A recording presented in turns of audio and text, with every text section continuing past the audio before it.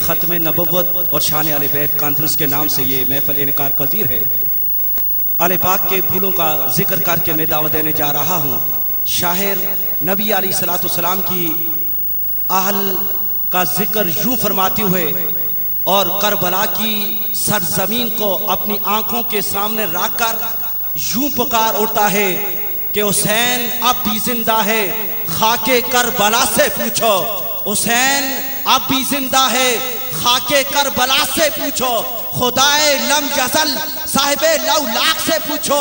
अली असगर, अली अकबर, सखी अब्बास का दर्जा कसो नकाश से मत पूछो, कुरान से पूछो। ऊंची आवाज से कह दो सुभान अल्लाह। आखिर से आवाज नहीं आ रही, ऊंची आवाज से कह दो सुभान अल्लाह।